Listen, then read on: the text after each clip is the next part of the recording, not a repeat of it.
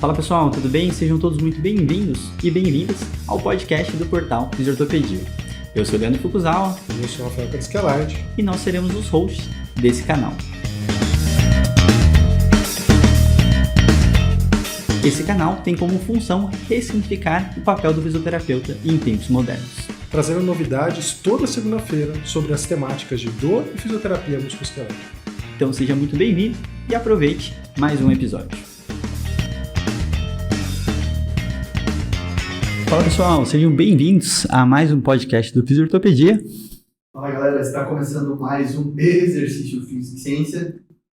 E hoje a gente está num dia especial aqui, estou recebendo Fábio Dominski e Thaís Siqueira aqui no estúdio. Fábio que acabou de gravar 50 mil aulas para a nossa pós de esporte, atividade física, né? Então, ele já participou de outros podcasts, mas agora oficial, está fazendo parte do nosso time, né? Ontem, um dia também muito especial, a gente encontrou todos os nossos professores, né? Todos não, né? Um quarto deles, mas foi um dia bem legal. Então, sejam bem-vindos, Fábio, Thaís, muito obrigado por estarem aqui. Vamos começar se apresentando aí. Vamos lá, Thaís, por favor, faça as honras aí.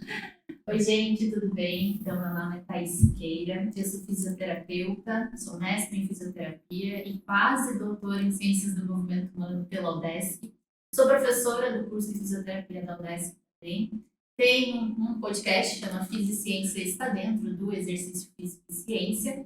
E estamos aqui para conversar com o Fuku, que é um prazer tê-lo aqui com a gente. Prazer, Fuku, meu. porque, como eu já falei outras vezes, sou fã do Fisiortopedia, sou sua fã pessoal, então é muito bom estar aqui dividindo com vocês esse momento. Obrigada. Eu que agradeço. Obrigada. Fábio, por favor. Dá uma quebrada. Então tá bom, então a gente vamos lá. Então, eu sou Leandro Fukuzawa, sou fisioterapeuta aí faz uns 13 anos, especialista pela Santa Casa de Misericórdia na reabilitação musculoesquelética. Depois fiz meu mestrado na Unicid e agora estou no meu doutoramento da Santa Casa também, estudando um pouquinho de dor crônica e estilo de vida e hoje coordeno os produtos aí do portal Fisiortopedia, né? E é isso. Fábio, quem é tu? Bom, eu sou o Fábio Dominski, sou profissional de educação física, né, formado pela UDESC, Universidade do Estado de Santa Catarina, né, no bacharelado e com mestrado e doutorado em Ciências do Movimento Humano. Então, tenho feito divulgação científica na área da ciência do esporte e da atividade física, com um foco especial em psicologia. Acho que a gente vai falar um pouquinho até disso hoje. Enfim, motivação, respostas afetivas, algo que tem me chamado a atenção, acho que, inclusive, pode contribuir para a física, para os contextos de habilitação. Assim. Então, acho que dá para aprofundar até nessa discussão um pouquinho hoje aqui, para contribuir para a galera, todo mundo aí. Muito bom. Pensando na pauta aqui do podcast, né, eu estava vindo literalmente aqui para o estúdio hoje e eu vendo como o Fábio falava as coisas, eu falei assim, nossa, ele está falando as mesmas coisas que a gente fala, por outras vias, né? E aí eu estava tentando entender um pouquinho como que as coisas foram se conectando, né? Então essa temática, esse nome do episódio, Psicologia do Esporte, para falar um pouquinho de engajamento, aderência, que é o tema do doutorado da Thaís, né? E a parte de motivação, são coisas que, de certa forma, para a fisioterapia nova, né? A gente vai falar um pouquinho disso. E na hora que a gente começa a juntar, entender um pouco por onde que a gente está vindo, acho que são daí que parte algumas reflexões. Então, Fábio, começa pelo começo definindo o que é essa tal de psicologia do esporte. Sim. Bom, então, a gente tem uma área, né, que é filha tanto da educação física quanto da psicologia, que é a psicologia do esporte e do exercício. Uhum. Né, hoje são áreas diferentes, na verdade. Então, da psicologia do esporte seria como os aspectos psicológicos interferem no desempenho de um atleta, né, e o inverso seria, então, como a atividade física, especialmente exercício, interfere na saúde mental, nos aspectos psicológicos. E aí um deles seria, né, a motivação, status de humor, autoeficácia. Então, tem uma gama de variáveis que influenciam no comportamento. Assim. Mas, sem dúvida, a variável mãe aí de todas talvez seja a motivação. Uhum. Né? Que é, se a gente olhar, a força que leva a gente a fazer algum comportamento. Né? E aí isso se aplica em vários contextos. Né? Tanto que, na minha visão, a educação física se ligou um pouquinho antes disso. Uhum. Pode ser que a gente já esteja preocupado com os níveis de atividade física da população há tempo. Na verdade, a gente está. A gente está aí há 20, 30 anos nos esforçando e não está adiantando muito, na verdade. Os níveis de atividade física da população não aumentam.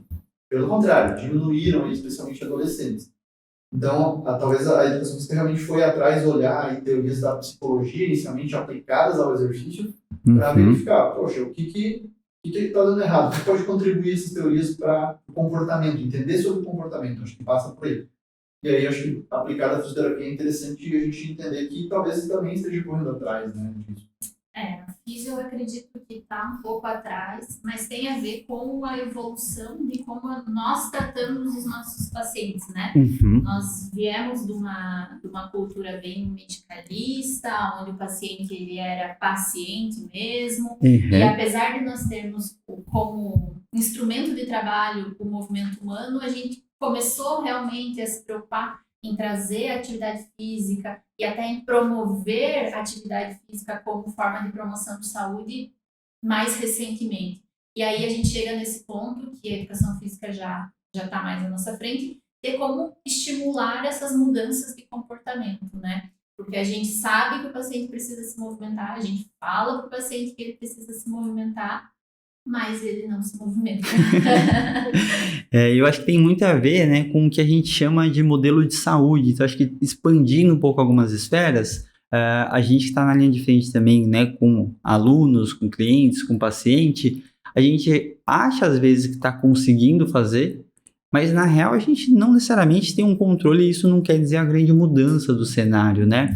Então, como o Fábio falou no início, essa pegada um pouco do tipo... A gente não está conseguindo e está piorando, tem coisas que vão para além da esfera do que está ao nosso alcance literal, né? Tem desde questões de saúde pública, contextuais, ambientais, e o nosso modelo de paternalista de cuidar dos outros, né, ou fazer para a pessoa, também hoje a gente vai entendendo que talvez é um modelo que não facilite o próprio engajamento e a própria autonomia da pessoa. Aonde o próprio paciente já chega falando assim, eu preciso que você me cuide, né? E não ele, de certa forma, poder se cuidar, né? É interessante uma visão também do autocuidado do profissional da saúde, né? Exato. Isso aí às vezes a gente esquece até, mas há uma necessidade primordial, né? A princípio do próprio profissional de saúde entender esses aspectos, a importância, por exemplo, do comportamento ativo para a própria saúde mental, para depois cuidar dos outros. Isso se expande para pais, filhos, para, né, o terapeuta, paciente, mas é fundamental, acho, considerar isso. É que a gente vem vivendo uma era, né, de mudança de modelo de atendimento, de modelo de visão realmente, e eu acho que em relação à ciência, até o que a aula do espanhol ontem estava falando, em relação à ciência, a gente já evoluiu muito, né? A gente tem muito quanto o movimento é importante, tanto do ponto de vista físico, quanto psicológico, quanto e principalmente talvez para a promoção de saúde. Mas a questão é, nós sabemos que né, dentro da prática baseada em evidência, a gente tem a evidência científica disponível, a melhor, mas como a gente implementa ela. E aí, quando a gente traz essa implementação da evidência para a nossa realidade, lá para o consultório, para aquele momento, ou até, que eu acho que é bem mais difícil, para as políticas públicas mesmo, a gente barra em diversas questões, né? Entre elas o próprio comportamento da pessoa. E é por isso que nós, profissionais da saúde, a educação física um pouco mais na frente, mas a gente da FISIO agora começou a se preocupar em relação a isso, assim, a entender esse contexto para conseguir tentar modificá-lo. Perfeito. E olhando, né, o cenário da dor e aí até a autoeficácia, né, que é um assunto que constantemente a gente fala, a gente começa a ver que ele é um fator prognóstico para várias questões. Então, não quer dizer que o fisioterapeuta não precisa estar junto, e eu acho que essa confusão de quando a gente fala dar autonomia para o paciente, não significa que ele vai fazer tudo sozinho, mas você vira um ponto de referência relacionado à saúde, aonde você vai auxiliando ele a direcionar para um caminho mais adequado, mais individualizado e literalmente conseguir fazer com que ele sustente por mais tempo, né? Então, saindo do olhar de que, como a Ana Maria sempre fala, que a fisioterapia é uma caixa de medicamento de 10 sessões, né? Então, você toma 10 vezes, acabou, tá curado, né? E pensar na promoção de saúde acaba sendo extremamente mais interessante. Eu acho que tem uma frase interessante que é assim, como que a gente quer que o nosso paciente, aluno, mantenha o comportamento ativo depois da intervenção, né, das consultas, das sessões, se a gente não ensina eles dessa forma. Exato. Para serem autodidatas, talvez seja esse o termo, de fazer algo sozinho depois e sem a dependência do profissional de saúde.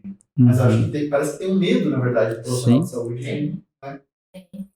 Daí são vários aspectos, até financeiro, né? Enfim, um mundo aí. Mas acho que aqui a gente também precisa falar da ciência da motivação. Sim, perfeito. Né? Aprofundar um pouco nisso, eu acho que é um tema relevante que tem aparecido aos poucos na fisioterapia e há um pouco mais de tempo aí na educação física. Então, quando a gente olha para a motivação e mudança de comportamento, tem várias teorias da psicologia, assim, né? Se intercalando ali na proeminência de artigos que tem essa base teórica aparecendo, mas o que mais aparece é a teoria da autodeterminação. Ela foi proposta por 2 psicólogos, o Edward Dess e o Richard Ryan, em 85, né, na Universidade de Rochester, Nova York. Eles colocam a motivação em diferentes níveis. Então a gente não olha só como a mídia social nos apresenta, você é ou não é motivado, você tem alta ou baixa motivação. Na verdade, existe lá um contínuo, na verdade, em que você pode ter diferentes níveis de motivação, alguns de maior qualidade, outros de menor. Isso para vários comportamentos no seu trabalho, com outras pessoas, nos seus relacionamentos e no comportamento ativo, atividade física. Transitar, né, entre esses níveis. Isso, há uma transição. A Thaís, inclusive, também está estudando a teoria, assim, né? Enfim, a gente entende que dessa forma a pessoa ingressa muitas vezes no comportamento de maneira motivada extrinsecamente. Aí, o exemplo da fisioterapia é claro. Ela entra por conta de uma perda de função, de uma lesão, algo, exemplos generalizados. Mas o exercício é semelhante. O exercício é buscado de maneira muito instrumental numa academia, por exemplo. O indivíduo não faz musculação porque ele gosta. Ele quer o emagrecimento, a estética. Ele quer perder aquele risco, ou pelo menos o medo que o médico colocou nele de morrer. Né? E aí, como que a gente pode internalizar isso, melhorar essa motivação? Essa é uma teoria que nos mostra alguns caminhos, assim, que a gente pode falar hoje até de uma maneira mais específica. Né? Então. Como o Fábio falou, eu vejo que na fisioterapia, realmente, os indivíduos eles são motivados, grande parte, pela questão extrínseca, externa, né? Sim. Então, ou é por uma lesão, ou é por uma dor, ou é porque alguém fala, nós mesmos, os profissionais, falamos que eles precisam fazer aquilo.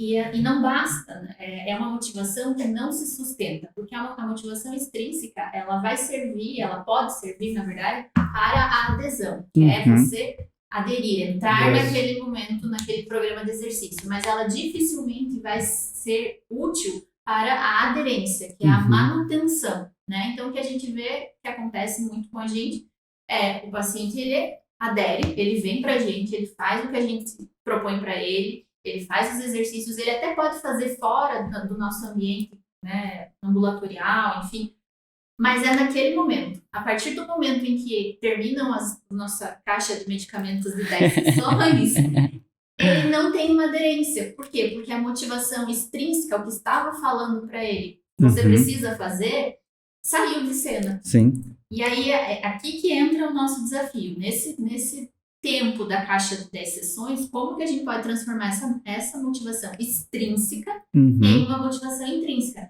que é uma motivação mais introjetada, que é algo que vai ter relação com as sensações, com o prazer dele, com o bem-estar. E é difícil isso dentro da fisioterapia, porque fazer fisioterapia não é gostoso, não é legal. Eu tô falando de fisioterapia, não só massagem, né?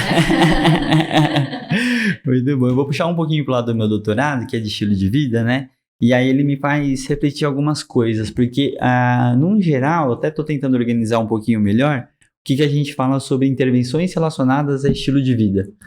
E quando a gente pensa nisso, a gente vai sempre pensar nas variáveis mais comuns, mas é como se tivesse que criar novas regras para você falar que você tem um estilo de vida saudável. Como esse é um assunto, de certa forma, meio clichê, ele começa a virar o one size fits all, né? Ele não serve tudo para todo mundo. Então, todo mundo 3 vezes por semana faz academia, depois você se torna mais ativo, você come tanto assim, tanto assado, e o meu... Exato, e aí você começa a cair numa obviedade que a tua mãe sabe também. Então, acho que a ideia é pensar, quando a gente fala de uma abordagem relacionada a estilo de vida, esse macro, você tem que ter essa conversa de um cenário mais a longo prazo, para ele entender que tudo que a gente está construindo, ele tem oscilações, ele não é sempre perfeito, não precisa sempre todo mundo atingir no mesmo lugar, mas ele está podendo e sabendo olhar para diversas esferas da vida dele para estar chegando nesse lugar e ele não ficar se culpando quando não acontece. Que eu acho que é uma das variáveis que na dor crônica tem bastante, né? A variável guilt, né, de culpa, ela é uma que facilita bastante para a cronificação e um peso grande para a própria dor. E essa é uma motivação ruim. Exato. Uma motivação ruim.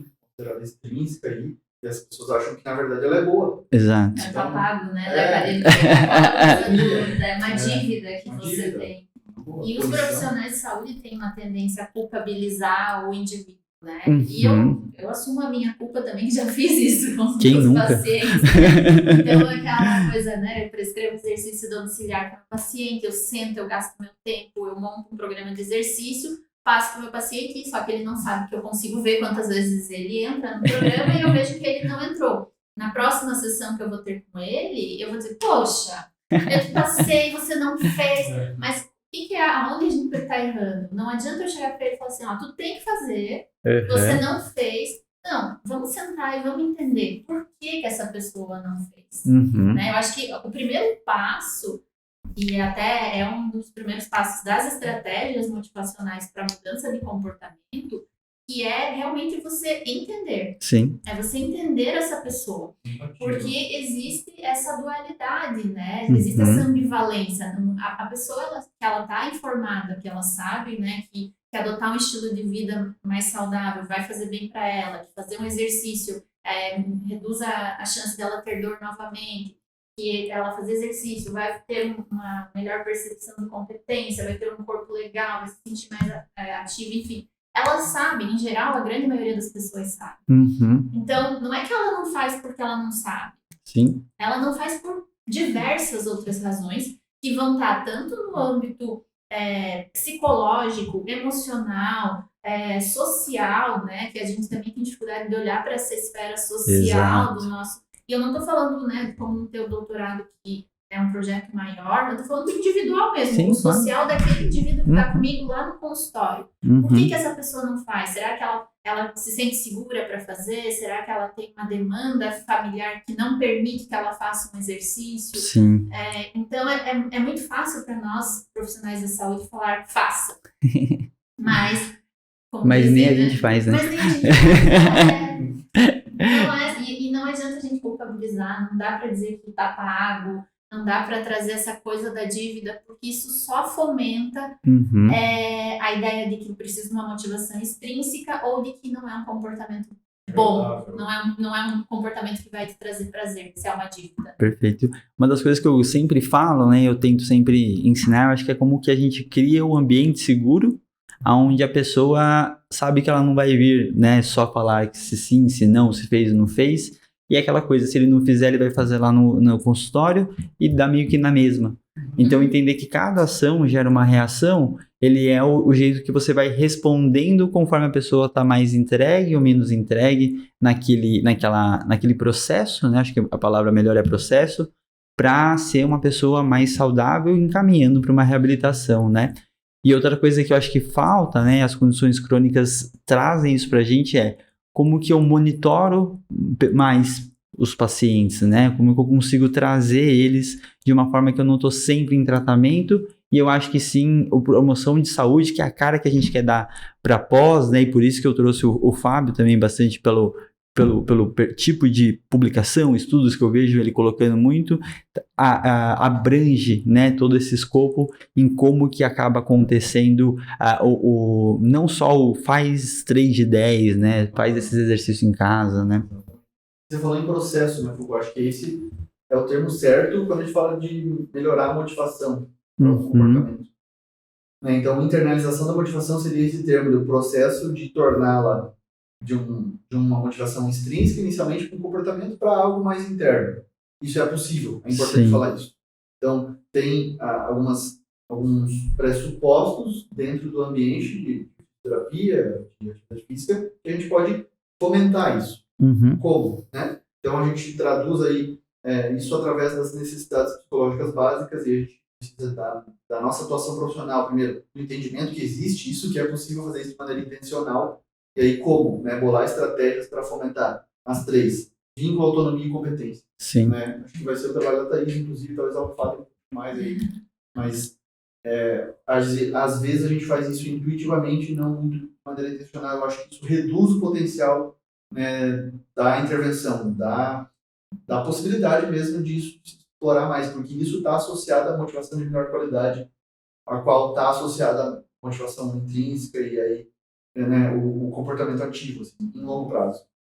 Bom, então, o meu projeto de doutorado, um dos objetivos, né, é desenvolver um protocolo de intervenção motivacional para melhorar a aderência a programas de exercício numa população que eu estudo, que são sobreviventes ao câncer de mama. Né? Então, o que a gente vê? Como o Fábio falou, a gente vê que dentro da teoria da autodeterminação, que é uma das teorias mais utilizadas para a mudança de comportamento da atividade física, na área da saúde em geral, a gente tem 3 necessidades psicológicas básicas: vínculo, autonomia e competência.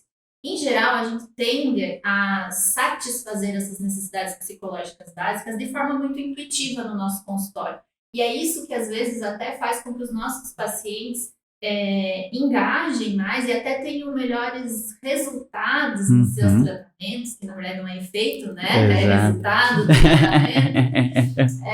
E a gente não tem essa noção, a gente não conhece essas necessidades e a gente faz isso de forma muito intuitiva. Então, o ser humano, teoricamente, ele precisa dessas 3 necessidades psicológicas. Ele precisa se sentir vinculado a algo, alguém, pertencente a um grupo.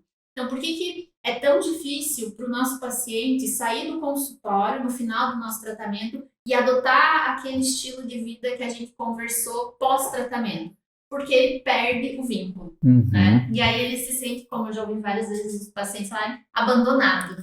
E aí ele está abandonado e ele não consegue fazer. E aí, automaticamente, porque essas 3 necessidades psicológicas básicas, elas são equifinalidade, né? Elas conversam entre si. Então, automaticamente ele se sente mais abandonado, menos competente, porque ele não consegue fazer sozinho. Sim.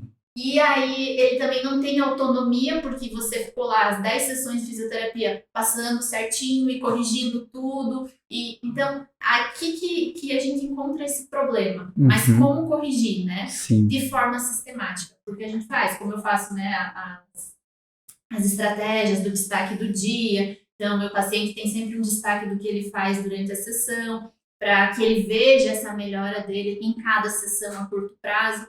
E aí, às vezes, a gente faz isso de forma intuitiva, mas não faz de forma sistemática. Então, o objetivo do trabalho é desenvolver um protocolo, que não vai ser uma coisa engessada, apesar do nome protocolo, né? Mas baseado, centrado no indivíduo, né? Sim. E aí a gente tem as 2 principais intervenções motivacionais estudadas, que é o automonitoramento e a entrevista motivacional. A entrevista motivacional, ela data aí de bem próximo do desenvolvimento da teoria da autodeterminação, década de 80, e que vem com a ideia de como se fosse uma conversa guiada, para que você consiga entender barreiras, consiga trazer o teu paciente, engajar o seu paciente e fazer com que resolver a ambivalência dele, resolver aquela ideia do eu preciso, mas eu não consigo adotar esse novo comportamento. Perfeito.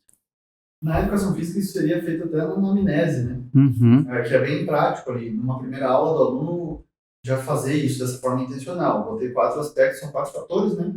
Empática, enfim, tem várias estratégias para você lá na anamnese já guiar isso. Então começa na primeira sessão. É que teoricamente a gente acha, falando aqui no projeto de doutorado, que claro, o protocolo parece uma coisa muito difícil, né? Mas na verdade é uma coisa simples, não é uma coisa difícil que pode ser feita ali naquela primeira conversa que a gente tem de anamnese, na nossa avaliação ali realmente. Mas a questão é que nós, como profissionais de saúde, precisamos sistematizar esse pensamento para que a gente consiga realmente intervir de forma correta. Então, se eu não entender na minha anamnese, na minha avaliação, quais são as barreiras, por que essa pessoa não consegue adotar esse comportamento, eu não vou conseguir intervir de forma correta, eu não vou ter a escuta empática, eu não vou conseguir programar um programa de exercício que se encaixe realmente nas necessidades desse indivíduo, né? Então, o meu objetivo com esse trabalho não é dificultar a prática profissional e incluir um novo, né, mais uma sessão só disso, mas é realmente fazer com que o profissional olhe para isso de forma mais sistemática, que ele tenha um instrumento, que ele tenha algo em que se embasar, para que ele consiga intervir e assim melhorar a aderência, né? Perfeito. Eu acho muito bacana essa fala tua, Thaís, porque como eu dou muita aula sobre dor, modelo biopsicossocial, a gente começa a ver um pouco dessa barreira que o próprio fisioterapeuta cria para fazer uma intervenção de uma forma diferente, né?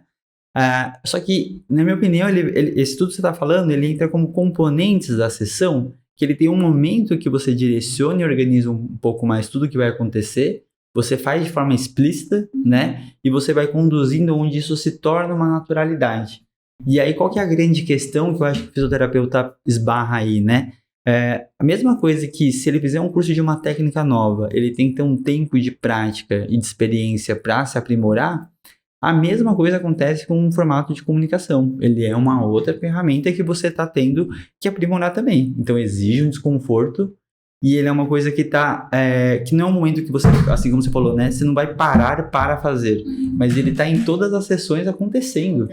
Então, acho que a grande questão e aí eu sempre falo para fazer esse treino, né, da metacognição, aonde você vai se escutar muitas vezes, ver se você realmente foi encorajador, se você fez para a pessoa, né, se você está conseguindo trazer ela para dentro da sessão, porque acho que é a grande dificuldade.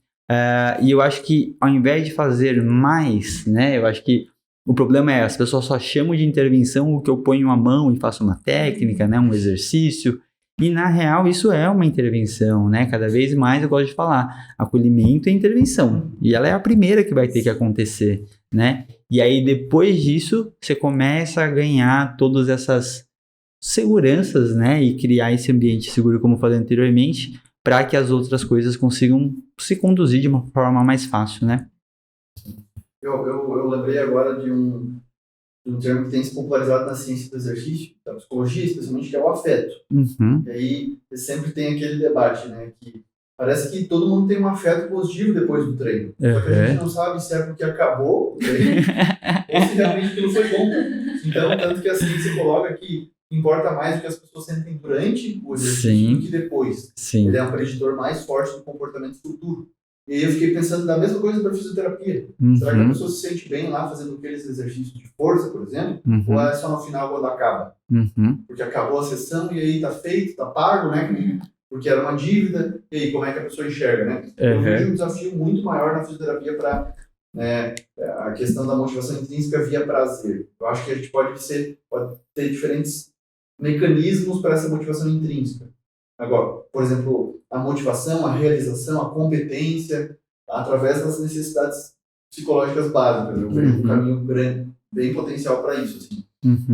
Claro, há exercício na fisioterapia também. E aí, no exercício, a gente pode tentar fomentar diferentes formas de melhorar respostas afetivas. Esse é o termo, né, mais adequado para prazer. Né? É que eu acho que na físio complica um pouco mais, principalmente quando a gente vai para a musculoesquelética, a crônica, assim, é porque a resposta afetiva do nosso paciente com o movimento já não é muito boa, né? Já costuma ser um indivíduo que tem medo de se movimentar, sente dor ao se movimentar e que talvez, inclusive, durante as sessões de fisioterapia vai sentir dor. Então, esse é o nosso desafio, é como proporcionar prazer para o nosso paciente, só que, ao mesmo tempo, não gerar aquela sensação de necessidade de só vai sentir prazer com o fisioterapeuta. Sim, claro, né? claro. Porque, se eu tô com meu físio, eu sinto prazer durante a sessão, eu me sinto segura, eu me sinto competente, eu me sinto autônomo, mas quando eu saio, eu não tenho mais isso. Sim. Né? E dentro da fisioterapia musculoesquelética, principalmente da dor crônica, o indivíduo já tem muita dificuldade de sentir o prazer, de sentir respostas afetivas positivas durante a sessão. Né? E isso ainda transferir para o pós-tratamento. Sim.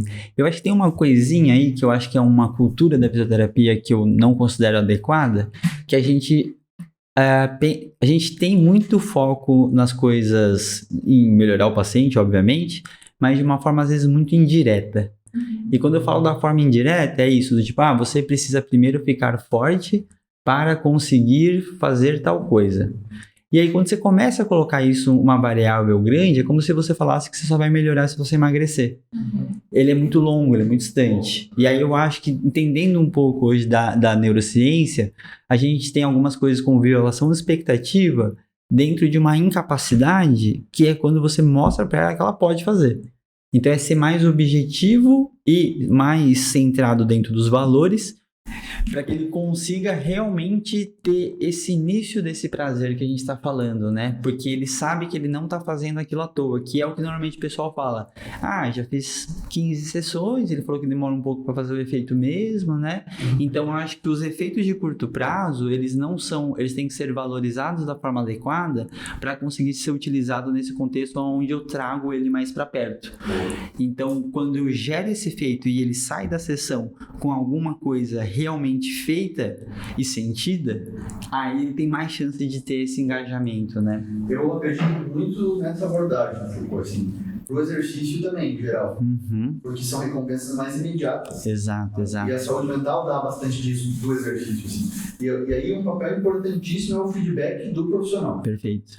Porque senão o paciente, o praticante não percebe, assim, eu acho que é uma dificuldade grande. Eu acho que isso conversa com até uma das etapas da entrevista motivacional, né, que é a intervenção que eu falei, Sim. que é o estabelecimento de metas compartilhadas. Exato. Né? Então, eu acho que o profissional, principalmente o fisioterapeuta, mas isso também inclui o profissional de educação física, ele precisa entender e compartilhar as metas com o paciente. E às vezes são pequenas metas, você não precisa ter a meta sarar a dor ou ganhar 5 centímetros de músculo, né? Você precisa ter pequenas metas aonde você vai estar atingindo, e aí você consegue satisfazer 2 necessidades psicológicas básicas ao mesmo tempo nessa decisão de metas compartilhadas. A autonomia e a competência. A autonomia porque você compartilha com o seu paciente. O que poderia ser uma meta interessante para a gente ganhar a curto prazo? E aí, às vezes, o seu paciente não vai saber, mas você traz o papel de isso aqui é possível, a gente conseguir a curto prazo, isso aqui não é. E depois dá essa sensação de competência que eu brinco do destaque do dia. Olha só, você alcançou. E às vezes eu falo até para os meus alunos da graduação o quanto o feedback é importante. E o quanto a gente precisa tomar cuidado com os feedbacks negativos, com as correções. Isso eu vejo até na academia. Assim, nós profissionais de saúde, a gente tem muito esse pensamento biomecânico muito forte. O movimento certo, perfeito, senão né? você vai se machucar. Exato, se você sentir dor, para. Quem nunca, né? E esse tipo de feedback só dificulta que o paciente se sinta autônomo e competente naquilo que ele está fazendo. E ele se frustra, e aí a gente passa por essa questão do afeto positivo. Ele sente um afeto negativo fazendo o exercício, fazendo a sessão de fisioterapia. Eficácia reduzida. Então eu acho muito legal entender as necessidades psicológicas básicas, porque o tempo todo uma intervenção, uma fala tua, vai estar trabalhando com todas essas necessidades de forma que você pode estar aumentando a motivação intrínseca do teu paciente a ponto de, quando você finalizar a caixinha de 10 sessões, ele realmente, agora eu me sinto bem para continuar, ou destruindo a motivação intrínseca dele. Literal, né? Literalmente, a ponto dele não conseguir. E eu acho que o raciocínio biomecânico, ele traz uma coisa estrutural que ele vou dar o exemplo, eu sempre falo que paciente e aluno é igual, né? É como se eu ficasse na sala de aula o dia inteiro ensinando um monte de teoria para ele, falando que eu tô preparando ele e ele nunca sentir que ele tá fazendo, né? Então é um dia de prática de toda aquela teoria pro aluno que ele fala assim, nossa, tudo se resume a isso, né? Então assim, tanta coisa, tanta teoria, que aí depois que ele entendeu, ele se sentiu competente, ele fez, ele entendeu a dificuldade, na hora que ele escutar a teoria, aquilo vai fazer muito mais sentido. Então, o paciente, a mesma coisa, né? Como que ele vive de forma autônoma? Senão você fala assim, não, a gente ainda não pode fazer isso porque a gente tem que preparar o seu corpo. Mas o que é preparar o corpo, né? Quanto é forte, quanto é fraco? Então, são palavras que a gente usa de forma muito clichê, na minha opinião, né? Que tudo é compensação, mas quando tá descompensado, a gente compensa o dia inteiro mesmo, né? Então, assim, não tem como ser simétrico. Então, eu acho que várias situações dessas são os nossos raciocínios estruturados que facilitam essa fragilidade ou esse paternalismo que o fisioterapeuta profissional da saúde cria, né? Eu vejo isso também do profissional de educação física, né? Então, quando eu vou para academia, e todo mundo já viu essa situação, né? Você tá lá fazendo um exercício, o profissional que não tava lá com você, que não, não, tá errado, não é assim, não é assim. não é que você não vai corrigir o indivíduo. O problema não são as correções. Exato. São correções exacerbadas. Sim. Exageradas. E a forma de você corrigir. Perfeito. Eu acho que essa é a questão mais importante. E hoje eu vejo, é uma coisa que eu bato muito na tecla com meus alunos, é que é óbvio que a gente precisa saber muito do conhecimento bruto, da técnica, da anatomia, da biomecânica. Mas as soft skills, Exato. a forma como a gente vai se relacionar, Como você entrega, como né? vai entregar, não é que são mais importantes, mas são tão importantes quanto. Uma coisa não vive sem a outra, né? E eu vejo que aqui a gente tá ainda com essa dificuldade, porque Sim. eu tenho a sensação, e às vezes eu converso com alguns alunos, eles dizem, ex-alunos, né, formados, prof, mas eu tenho a sensação de que agora tudo qualquer coisa que o paciente fizer tá bom. se ele sentar e cantar, tá tudo certo. E não é isso. Fica vazia a sessão, né? Então eu acho que isso eu concordo total, porque o pessoal tá perdendo e a globalidade tá virando uma coisa de qualquer jeito. De qualquer jeito. Né? Eu concordo total, isso me incomoda horrores, né? Porque perde qualquer raciocínio da pessoa, o clínico não se propõe para entender o que está acontecendo, né? E acaba entregando uma coisa que qualquer pessoa faria. Sim, né? exatamente. E eu acho que é aqui que entra a importância da gente sistematizar as coisas. Perfeito. Isso que a ideia é do protocolo, né? É para que realmente a gente possa, entre aspas, cobrar o comportamento do meu paciente, mas que eu estimulei da forma, né? Fiz a minha parte. Eu intervi da maneira que hoje a ciência mostra, né? E, claro, de forma compartilhada com o meu paciente. Então, todas as intervenções motivacionais que você vai ver, tanto o automonitoramento, né, que tem a ver com o próprio paciente se monitorar, então pode ser número de passos, pode ser diário de atividade física, pode ser as próprias tecnologias vestíveis, né, os smartwatches, enfim.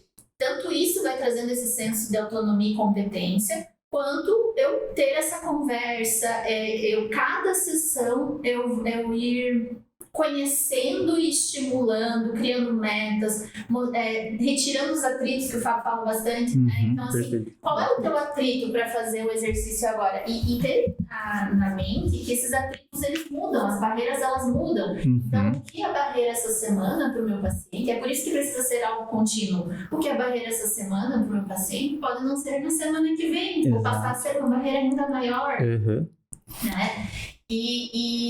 Mas tudo isso sem fazer com que o meu paciente se sinta culpado ou dependente de você como fisioterapeuta, profissional de educação física, enfim. Eu acho que acontece isso até com os profissionais de educação física, a galera que só faz exercício com personal. Perfeito. Fica dependente, né? Fica dependente. O personal, ele não deixa, ele não ensina o aluno a treinar fora. Não. Ele tem medo que isso aconteça. Ele pega o aluno. Quando, na verdade, ele deve ensinar para fomentar o comportamento ativo e estar disponível em situações para que, sei lá, o treino seja melhor ainda com ele. Criar situações de mais prazer com ele, com companhia, com vínculo. É um desafio, assim. Eu bolei um quadrinho que é um checklist para a gente tentar satisfazer as necessidades psicológicas básicas, assim, e fomentar a motivação. E aí tem estratégia baseada na literatura, né, de cada uma delas, vínculo, autonomia e competência, assim. E ainda tem um aspecto de novidade, né, exercícios novos podem provocar aí interesse, prazer. Eu acho que são essas três necessidades aí fundamentais para a gente precisar sistematizar isso, assim. Eu acho que tem que ter como se fosse uma fichinha mesmo. Sim. A gente tem a ficha de exercício resistido, série, exercício, repetição, volume. A gente precisa ter isso também de maneira prescrita, assim, sabe?